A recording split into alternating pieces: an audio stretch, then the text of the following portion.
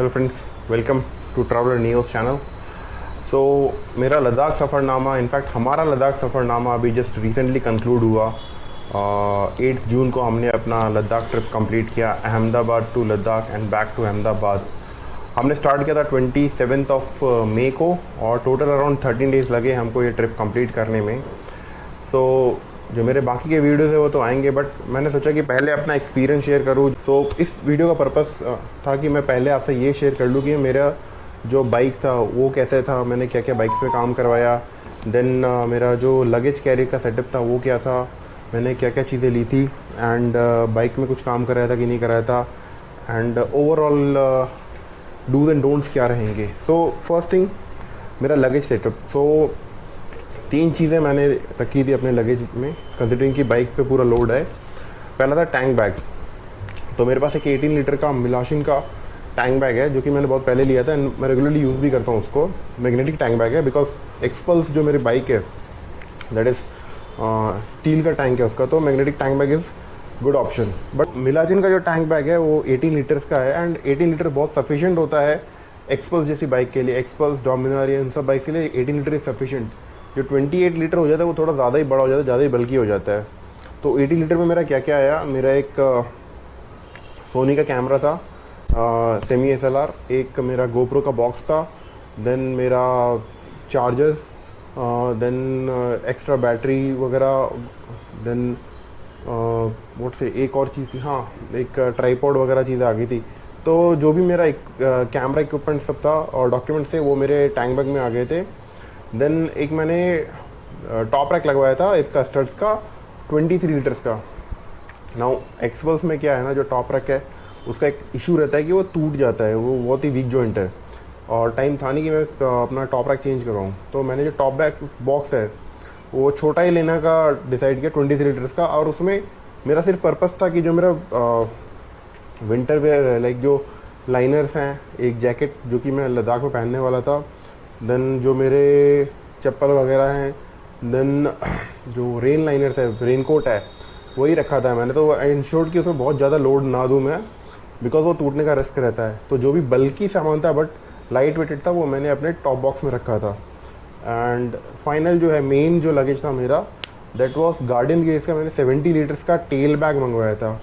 सो XPulse के लिए tell bag ज़्यादा बेटर ऑप्शन रहता है अगर आपके पास पिलियन ना हो तो। अगर इनकेस पिलियन है तो you have to have saddle bag और उसके लिए सैडल स्टे वगैरह लगवाना पड़ता है। तो मैंने किया नहीं, क्योंकि मैं सिंगल ही जा रहा था, तो मैंने टेल बैग लिया था 70 लीटर्स का। अब 70 लीटर्स का लेने का पर्पस था क्योंकि हम लोग को उमलिंगला भी करना था और आगे भी जाना था, तो एडिशनल फ्यूल कैरी करने की रिक्वायरमेंट रहती है वहाँ पे। तो जैसे ही आप लेह छोड़ते हैं, लेह में कारू में एक लास्ट पेट्रोल पंप है, उसके बाद सीधा आपको पेट्रोल पंप मनाली हाईवे पे कीलोंग में मिलेगा, नहीं तो आप पैंगोंग जा रहे हो तो तांगसी में मिलेगा। अब पैंगोंग से उमलिंगला या हानले तक का रास्ता ऑलमोस्ट 150 किलोमीटर का है। 150 वहाँ जाना, 150 रिटर्न आना, तो वो पॉसिबल नहीं हो पाता है कि आप एक फुल टैंक में कर लें। तो आपको एडिशनल पेट्रोल चाहिए ही होता है।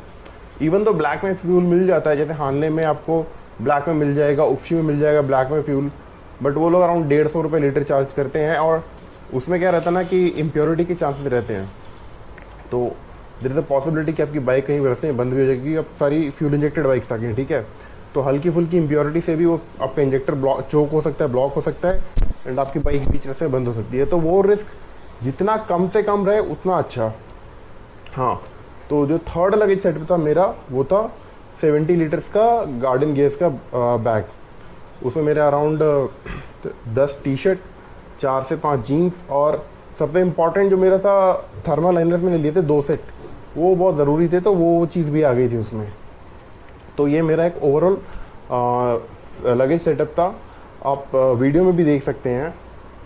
तो इवन दो, और हाँ मैंने टूल किट भी पूरा लिया हुआ था, तो जितने भी स्पैनर्स हैं, मतलब जो टायर, इनके अगर मुझे टायर खोलना पड़ता तो वो सारे स्पैनर्स भी मेरे पास थे। बेसिक प्लायर भी था। फिर मैंने स्पेयर पार्ट्स जो लिए थे, एक क्लच केबल लिया था, एक्सीलेटर केबल लिया था, स्पार्क प्लग लिया था। इसके अलावा क्योंकि एक्सपल्स ट्यूब टाइप बाइक है, तो मैंने एक फ्रंट का और एक रियर का ट्यूब अलग से स्पेयर में रखा था। तो ये सारा स्पेयर पार्ट्स, टूल किट, कपड़े, ये सारी चीज़ें मेरे 7 लीटर के बैग में आ गई थी। प्लस आप जाते हैं वहाँ पे श्रीनगर ले तो फैमिली वालों भी एक्सपेक्ट करते हैं कि आप कुछ लेके आएंगे। एंड वहाँ पे वुलन्स का जो रहता है मार्केट बहुत ही बढ़िया रहता है। तो यूजुअली क्या होता है कि आप कुछ ना कुछ शॉपिंग करते ही हैं वहाँ पे जाके।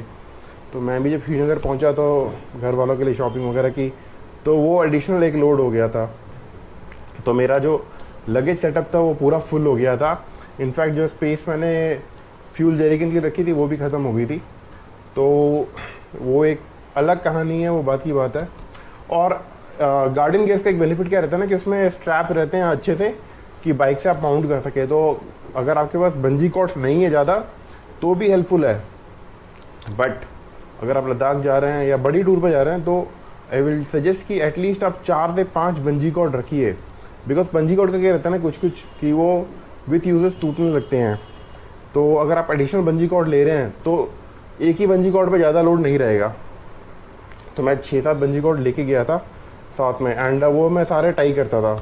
तो बाद में जब मुझे फ्यूल लेने के लिए जेरिकन लेना पड़ा तो भी मैंने वो बंजी कॉर्ड्स का यूज़ अच्छा किया और बंजी कॉर्ड से ही मैंने फ्यूल जेरिकन्स को भी टाई किया था और वो सेफली हो गया था। इसमें एक पॉइंट और है, जैसे जेरिकन्स अगर आप ऑनलाइन ख़रीदने जाते हैं तो वो 2500-3000 के मिलते हैं, वो 3 लीटर वाला या 5 लीटर वाला डब्बा। But that I believe is a waste of money. वैसे बोलते हैं कि सेफ्टी के लिए होता है कि वो प्रेशर रिलीज़ करता है दुनिया जान की चीज़ें, बट अगर आप 3 लीटर 4 लीटर फ्यूल ले जाना चाहते हैं एक जेरिकन में तो I don't foresee a major risk. अगर आप उसको अच्छे से टाइटली लिड कर रहे हैं, उसको अच्छे से सिक्योर कर रहे हैं, तो 2 ऑप्शन आपको मैं देता हूँ जो आप उसके बदले कर सकते हैं। जैसे अपने घर में सनफ्लावर ऑयल या फिर सरसों तेल के डब्बे आते हैं, those are very good quality boxes डब्बे, उनको ले सकते हैं आप ले जाएं खाली यहाँ से। नहीं तो बाहर भी आपको कबाड़ वाले के यहाँ पे मिल जाएंगे 40-50 रुपए के। सेकंड ऑप्शन जो और बेटर ऑप्शन है, जैसे आप किसी सर्विस स्टेशन चले जाइए, सर्विस सेंटर पे चले जाइए, वहाँ पे वो लोग ऑयल टॉपअप करते हैं, राइट। तो शेल का डब्बा आता है या फिर किसी और के वो 5 लीटर 3 लीटर के डब्बे आते हैं, वो डब्बे उठा लीजिए। सबसे बेस्ट वही रहेगा क्योंकि उनका बिल्ड क्वालिटी भी रगड़ रहता है एंड जो लिड होता है, लिड भी अच्छे से क्लोज होता है। तो मुझे लेह में एक्चुअली एक सर्विस स्टेशन में जहाँ पे बाइक क्लीन करवा रहा था वहाँ पे देखा तो उनके पास बहुत सारे डब्बे पड़े थे। तो मैंने उनसे पूछ के उठा लिया, फ्री ऑफ कॉस्ट मेरे को 2 डब्बे मिल गए 3-3 लीटर के। एंड जब हम लेह से उमलिंगला हानले निकले तो शेख में पेट्रोल पंप था, वहाँ पे मैंने दोनों जेरिकन फुल करा के अच्छे से बंजी से टाई करके कर दिया। तो ये मेरा ओवरऑल सेटअप था। बाइक लोड ज़्यादा हो जाता है ना एक्सपोज में, तो क्या होता है कि वो थोड़ा सा डिसबैलेंस का इशू रहता है। तो जैसे यूजुअली क्या रहता है ना कि अगर आप बाइक का बैलेंस चेक कर रहे हो तो हैंडल बार छोड़ के आप बाइक चलाते हैं तो handle bar should remain straight, आपकी बाइक में वॉबल नहीं आना चाहिए। बट बिकॉज एडिशनल वेट इतना ज़्यादा था कि जैसे ही हाथ छोड़ता था मैं तो बाइक मेरी बस वॉबल होती थी। But that was not a major issue क्योंकि वो बहुत ही ज़्यादा प्रॉब्लम नहीं दे रहा था मेरे को। बट एक है कि मेन स्टैंड पे लगाना बाइक को, वो एक इशू हो रहा था। बट बिकॉज आप इतना लंबा ट्रैवल कर रहे हैं एंड इतने दूर जा रहे हैं तो you need to carry all the things. Tool kit के अलावा मैंने मेडिकल किट भी लिया हुआ था। मेडिकल किट में सबसे इंपॉर्टेंट जो रहेगा that you need to carry at least strip of Diamox. आपको 2 से 3 बार जरूरत पड़ सकती है डायमॉक्स खाने की। हैव डोलो 650 बिकॉज फीवर आपको नहीं लगेगा बट आप इतना राइड करके थक चुके होंगे ना उस वेदर में कि having a Dolo 650 will help. देखिए ये मैं जस्ट अपना एक्सपीरियंस बता रहा हूँ। It is I am not prescribing any one and you should not take that without any proper due consulting. अगर आप कोई और व्हाट से एलिमेंट कैरी कर रहे हैं, आपको कोई रिएक्शन है तो प्लीज़ आप डॉक्टर से डिस्कस करके ही फिर लीजिएगा। बट ये 2 मेडिसिन मैंने रखी थी। साथ में मैंने जो बैंडेड्स वगैरह थे वो रखे थे, कुछ फर्स्ट एड किट जो था अपना, कॉटन, गेज टेप, ये सारी चीज़ें रखी थी एटलीस्ट कुछ इशू हो। साथ में एक जो इन्हेलर आता है विक्स इन्हेलर, वो रखिए। बिकॉज क्या ना, इन्हेलर से आपको एक प्लेसिबो इफेक्ट मिलता है। अगर आपको लगता है कि ऑक्सीजन सेचुरेशन का इशू आ रहा है तो आप विक्स इन्हेलर से एक बार 2-3 बार इन्हेल किया तो अच्छा वाला फीलिंग देता है, मतलब थोड़ा बेटर फीलिंग देता है। देन एक विक्स जो आता है बाम, वो रखी, या टाइगर बाम अगर हो तो सबसे बेस्ट हो जाता है। क्योंकि वो क्या है ना, जैसे आप ठंड में जा रहे हैं ऊपर तो ऑइंटमेंट एक बार सर पे लगा के आप कैप पहन लीजिएगा तो एटलीस्ट वो गर्माहट ऊपर देगा।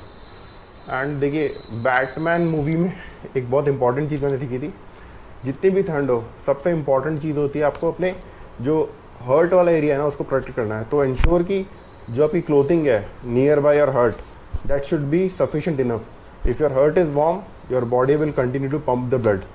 सो बिकॉज उमलिंगला में ऑलमोस्ट -10 था, पांग में सुबह सुबह -10 के आसपास टेम्परेचर रहता है, रात में तो और भी नेगेटिव जाता है, बर्फ़ गिरती है। तो ठंडी से प्रोटेक्शन बहुत इंपॉर्टेंट होता है। इन एडिशन सनस्क्रीन रखिए, पॉन्ड्स कोल्ड क्रीम रखिए, बिकॉज ठंडी के कारण जो है ना आपका स्किन पूरा ड्राई हो जाएगा, तो वो चीज़ है। लिप बाम रखिए, लिप्स पूरे सूख जाते हैं इतना कि मतलब ब्लीडिंग होने लगता है वहाँ से, तो लिप बाम कंटिन्यूस लगाते रहिए। एंड जितना हो सके कवर होकर चलिए, बिकॉज पहाड़ों की जो सनरेज होती है वो बहुत ही स्ट्रांग होती है एंड वो मतलब है ना आपके स्किन को जला सकती हैं। तो इंश्योर कि आप हमेशा ग्लव्स पहन के चला रहे हैं, राइडिंग जैकेट पहन के चला रहे हैं, कोई इसका क्लोज ओपन नहीं है। क्या आप कितना भी प्रोटेक्शन ले लें, वापस जब आएंगे ना तो शक्ल आपकी एकदम लाल हो रखी होगी, काली हो रखी होगी। तो that is different thing, but that is the part of riding and that is why we go to Ladakh. So this was all the basic setup and basic things that I carried. हाँ, एक सबसे important चीज़ है hydration का। सो मेरे पास प्रोबेरोस का एक hydration bag था, मतलब पाउच मैंने प्रोबेरोस का लिया था ऑनलाइन, अराउंड 700 रुपये का पड़ा था 2.5 लीटर का। एंड एक कैरी बैग जो मैंने बैकपैक लिया था वो क्वेचुआ का लिया था डेकाथलॉन से, अराउंड 200 का। तो 1000 के अंदर में मेरा हाइड्रेशन पैक हो गया था। Hydration is the most important thing. भले ही आप प्लेन्स में जा रहे हैं, जो गर्म एरिया है वहाँ तो चाहिए ही चाहिए, बट जब आप ऊपर जाते हैं, पहाड़ों में जाते हैं, वहाँ पे क्योंकि लगता नहीं कि आपको पानी की ज़रूरत है, बट नहीं पीते हैं ना पानी तो वो ज़्यादा इम्पैक्ट करता है, बिकॉज वो सर दर्द होने लगेगा आपको, बहुत सारी चीज़ों में नौजिया जैसा हो जाएगा। तो that is where hydration is very important and एक हाइड्रेशन बैग लेके चलना इज़ वेरी इंपॉर्टेंट।